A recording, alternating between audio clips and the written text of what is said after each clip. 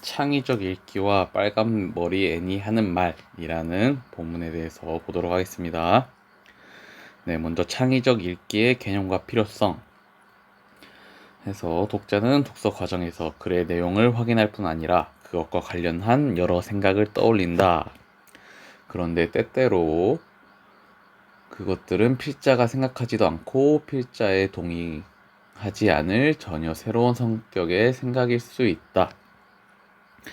해서 창의적 읽기의 결과물에 대해서 나오고 있습니다. 창의적 읽기의 결과물.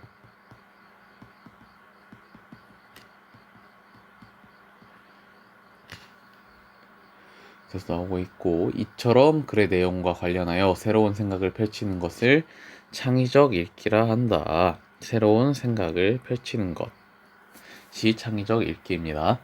자, 창의적 읽기는 가장 적극적인 읽기의 방법인 동시에 모든 독자 누구나 하는 것이라 할 수 있다. 세상에 똑같은 읽기는 없다. 같은 글도 독자마다 다 다르게 읽힌다. 해서 모든 독자는 창의적 읽기를 한다 라고 할 수가 있고, 그런 의미에서 독자는 새로운 필자나 다름없다. 그래서 독자가 새로운 필자라 하는 것은 새로운 이야기를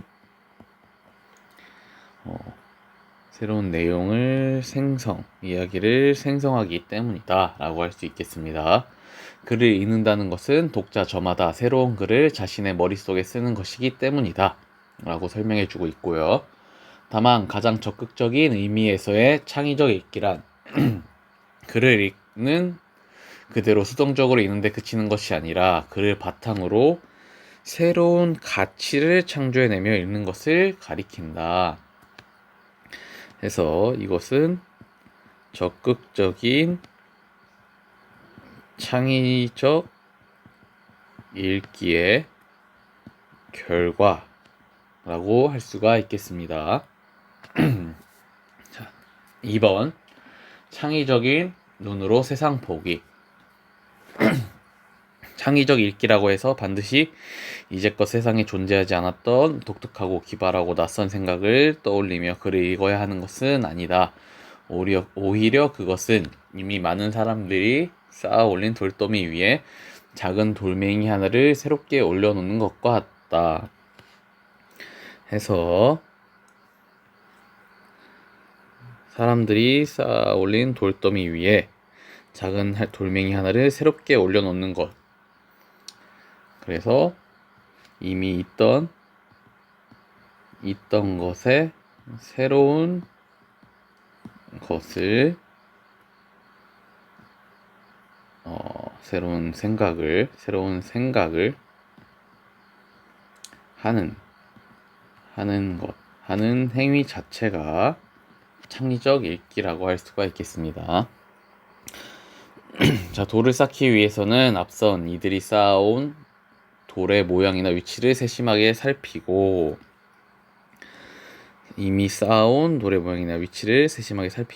그런 다음 어떤 돌을 어떻게 올려 놓아야 할지 상상해 보아야 한다.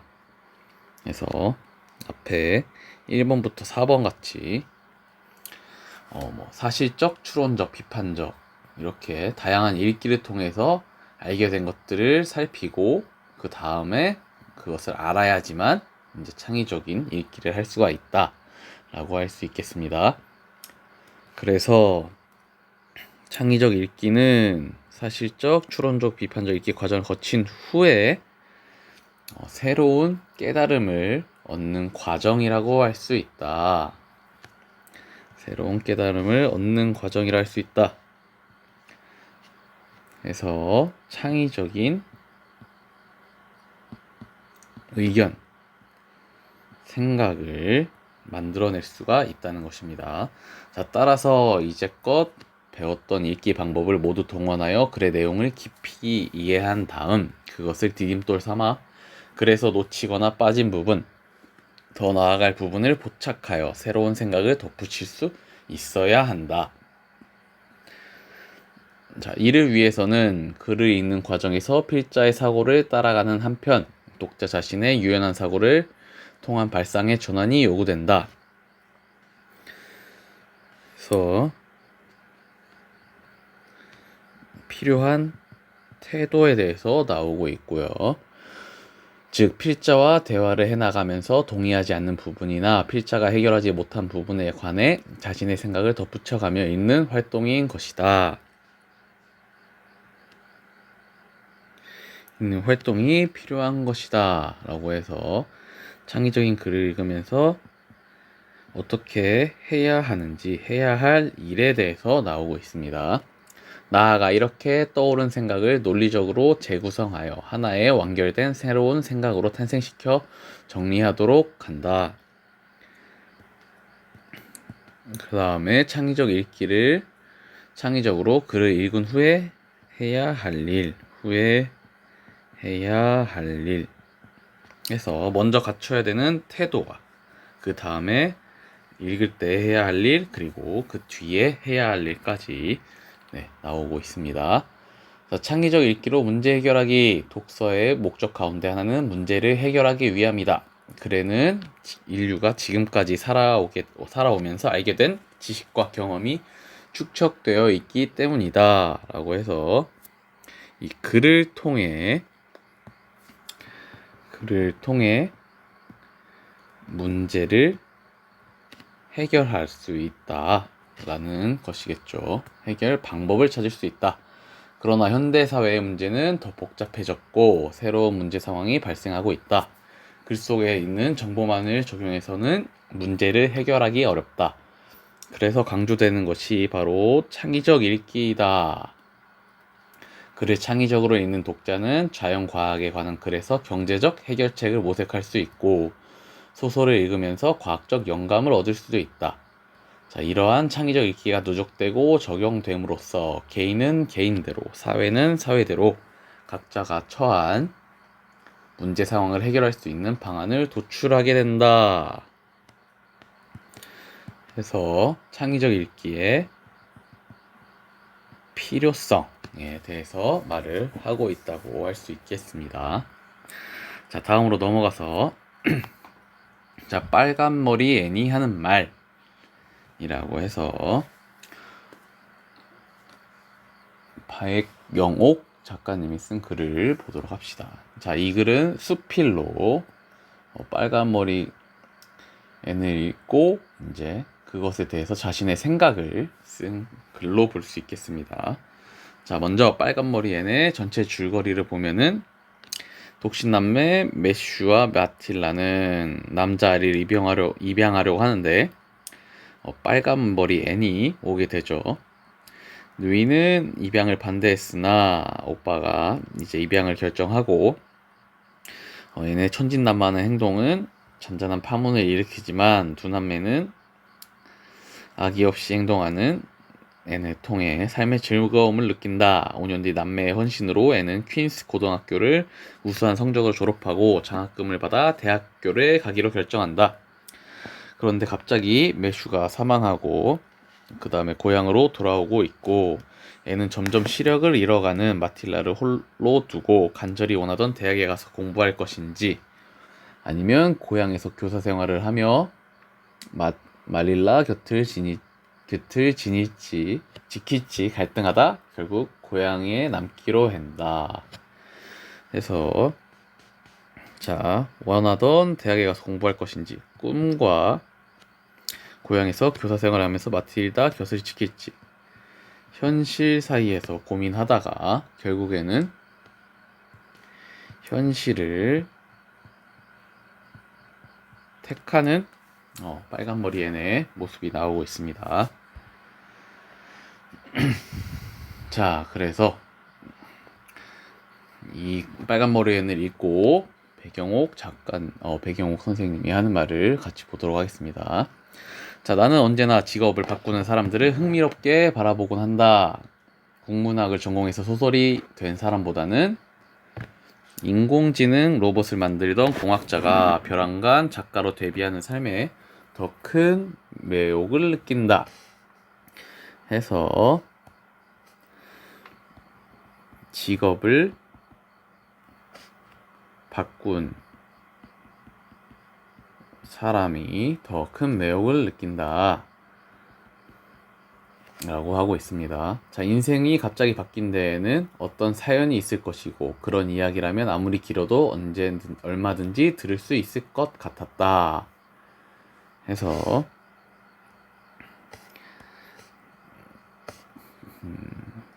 그 이유가 나타나고 있죠. 흥미를 느끼는 이유가.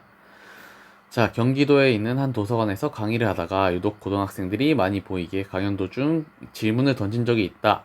여러분은 꿈이 뭐예요? 공무원이라고 대답한 학생부터 그 중에는 범죄 심리 분석관도 있었다. 시간이 더 있었다면 내가 만났던 한 경찰관에 관해 얘기해 주고 싶었다. 해서 이 경찰관에 대해서 이야기해 주고 싶은 것은 이제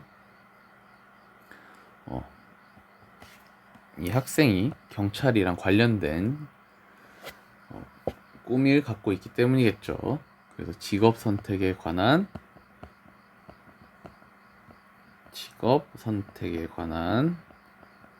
이야기를 해주고 싶었다. 자, 그분은 수십 년간 수많은 범죄 현장에서 일하며 범죄자의 뇌속을 들여다보는 심리 분석에 참여했다.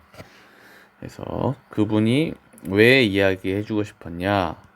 왜냐면은 학생이 하려는 일과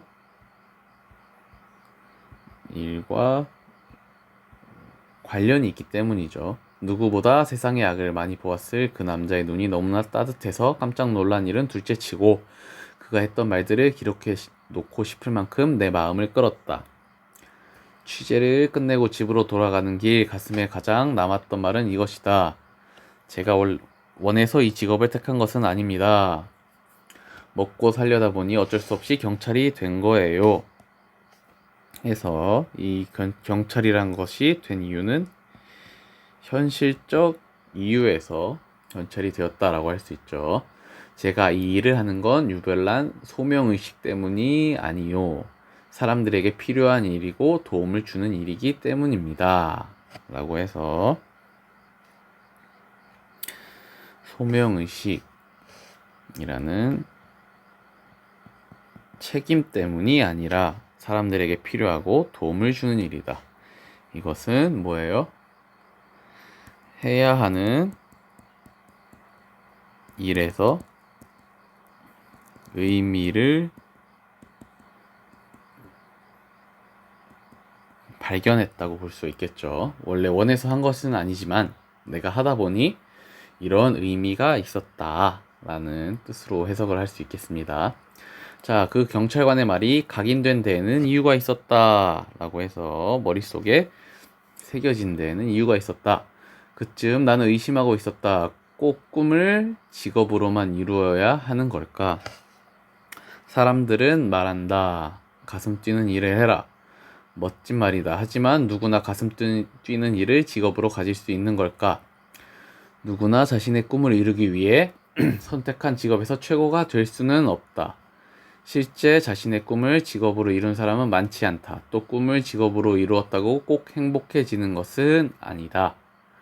라고 해서 이러한 의심을 가지고 있었죠. 꼭 꿈을 직업으로만 이루어야 하는 것일까? 그리고 가슴 뛰는 일을 해라 라는 것은 직업 선택의 사회적인 통념이라고 할 수 있겠습니다. 사회적인 생각. 사회적으로는 이렇게 널리 퍼져 있다. 이런 생각이. 자, 하지만 누구나 가슴 뛰는 일을 직업으로 가질 수는 있는 걸까? 라는 필자의 의문이 나오고 있고요. 여기서 이제 되게 현실적으로 봤을 때, 자, 꿈과 현실은 항상 무엇이 있다고 해요?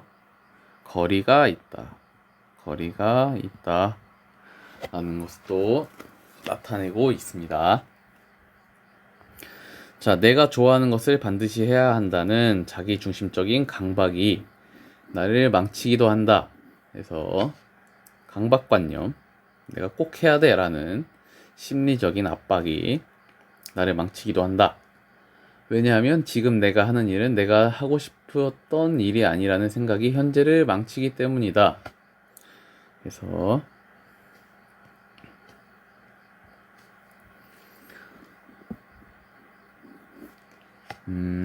지금 나는 내가 좋아하는 일을 못한다 라는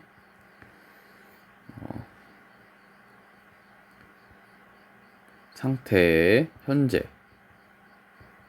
상태에 대한 생각이 오히려 현재를 망치기도 한다라는 것이죠. 가장 중요한 일은 자기가 해야 하는 일에서 의미를 발견하고 그것을 좋아하려는 노력 그 자체가 아닐까 라고 말을 하는 것입니다. 자, 그래서 이 직업관은 누구와 관련된 직업관이라고 할 수 있겠어요? 아까 그 사례로 나왔던 경찰관의 직업관에 대해서 동의를 하는 화자의 모습이 나타나는 것이죠. 나는 직업을 꿈과 연결해 내가 하고 싶은 일, 가슴 뛰는 일을 하지 않으면 마치 실패자인 것처럼 좌절하게 만드는 요즘 세태를 생각했다. 해서 요즘에 이제 내가 직업을 선택할 때 어떻게 해야 되느냐라는 직업 선택에 관련된 요즘의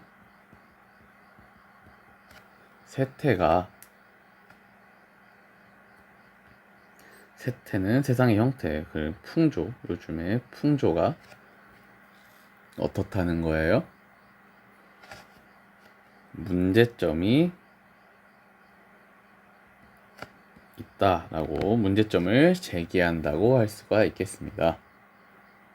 그리고 직업이란 내가 아니라 남에게 도움이 되는 일을 하고 합당한 대가를 받는 일이라는 생각에 이르자 사람들이 느끼는 자아 실현과 직업 사이의 괴리를 이해할 수 있었다. 그래서 자아 실현과 직업은 서로 괴리감이 있다, 동떨어졌다라는 것을 이해할 수 있었다라는 것이죠. 그리고 남에게 도움이 되는 일을 하고 합당한 대가를 받는 일, 이것이 뭐겠어요? 이것이 직업의 본질적 의미라고 할 수가 있겠습니다. 자, 공무원이, 범죄 심리 분석관이, 아이돌 가수가, 배우가 되고 싶다고 말하던 아이들에게 해서 이 아이들 고민하는 아이들에게 하지 못했던 말을 지금이라도 꼭 해주고 싶다. 꿈과 멀어졌다고 사표를 꿈꾸는 수많은 회사원에게, 후배와 친구들에게도 말하고 싶다. 해서 이 사람들은 전부 어떤 사람이겠어요? 현재의 직업에 만족을 못하고 불만이 있는 사람들에게 말하고 싶다라는 것이죠. 그것은 너만의 고민이 아니라고, 어쩌면 그것은 이 시대가 만든 병일지도 모르겠다고, 무엇보다 자아 성취는 일이 끝난 후 할 수도 있다고 말이다. 라고 해서 이것은 사회의 풍조가 만든 병이다 라고 말을 하는 것이겠죠. 개인의 문제가 아닌 사회 풍조가 만든 병이다. 그리고 자아 성취는 일이 끝난 후 할 수도 있다고 말이다. 라고 해서 현재에 충실하고 나중에 꿈을 추구하는 것이 바람직하다 라는 말로 이해를 할 수가 있겠습니다.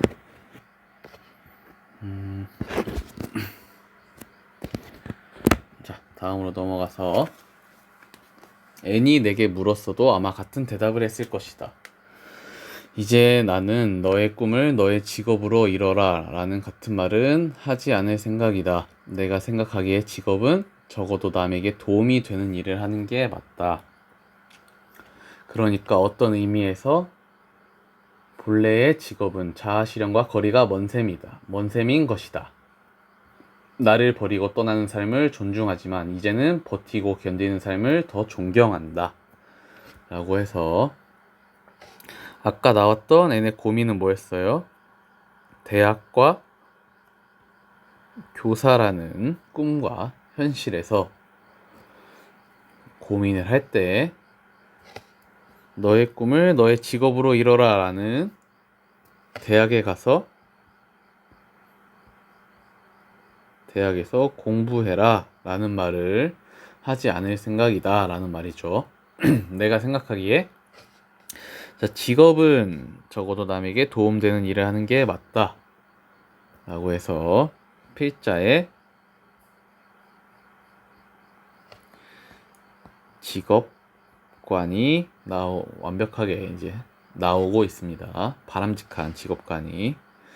그러니까 어떤 의미에서 본래의 직업을 자아실현과 거리가 먼 셈인 것이다. 그래서 꿈을 이루기 위해서 직업을 선택하는 것은 맞다고 생각하지 않는다. 꿈을 이루기 위해 직업을 선택하는 것이 아니다 라는 말이죠. 자, 버리고 떠나는 삶. 이 삶을 뭐겠어요? 무엇을 위해? 꿈을 위해 버리니까 꿈을 추구하는 삶을 존중하지만 이제는 버티고 견디는 삶을 더 존경한다 라는 것이죠. 그래서 이 버티고 견디는 삶은 현재 직업에서 의미를 찾고 좋아하기 위해 노력하는 삶이라고 할 수가 있겠습니다. 자, 이 시대가 너무 나를 강조하다 보니 그것이 자기애적인 강박으로 작용하는 것 같다는 생각 역시 끝내 지울 수 없다. 모든 사람의 꿈이 이루어질 수도 없지만 만약 모든 사람의 꿈이 이루어진다면 아마 이 세상은 엉망이 될 것이다. 그래서 자, 이 자기애적인 강박으로 작용하는 것은 꿈은 꼭 어떻게 해야 돼? 꿈은 꼭 이뤄야 한다라는 것이 자기애적 강박이라고 말을 할 수 있겠죠. 자, 그리고 모든 사람의 꿈이 이루어질 수도 없지만 이루어진다면 아마 이 세상은 엉망이 될 것이다. 해서 모든 사람이 꿈을 추구할 때 발생할 상황을 우려하고 있다. 사회적인 문제가 생길 것이다. 라고 예측하고 있는 것이죠. 자, 좋아하는 일과 잘하는 일 중 어느 것을 직업으로 선택해야 하냐고 묻는 사람들에게 나는 이제 조심스럽게 잘하는 일이라고 말한다. 왜냐하면 시간은 많은 것을 바꾸기 때문이다. 잘하는 것을 오래 반복하다 보면 점점 더 잘할 수 있으므로 기회를 더 많이 얻을 수 있다. 일이 점점 많아진다는 건 그 일을 더 잘할 수 있게 되는 것 이외에 자기 일에 대한 특정 태도가 생기는 것을 의미한다. 이때 태도란 그 일을 좋아하는 것까지 포함된다. 그래서 점점 더 잘할 수 있으므로 기회를 더 많이 얻을 수 있고 자기 일에 대한 특정 태도가 생기기도 한다.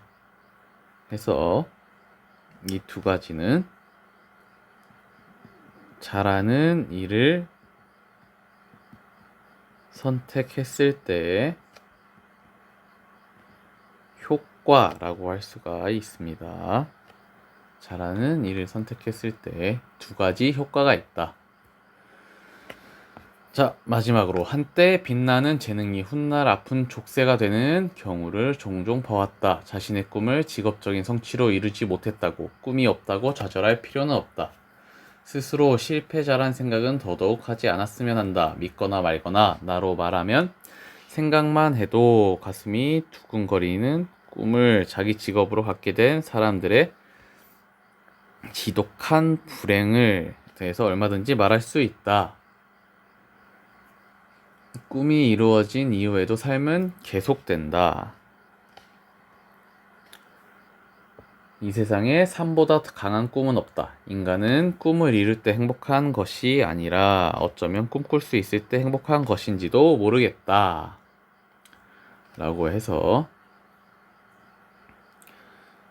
이것은 꿈을 성취한 이들이 겪는 불행이고, 꿈을 이루면 이루어진 이후에도 삶은 계속된다. 그래서 꿈을 이루는 순간의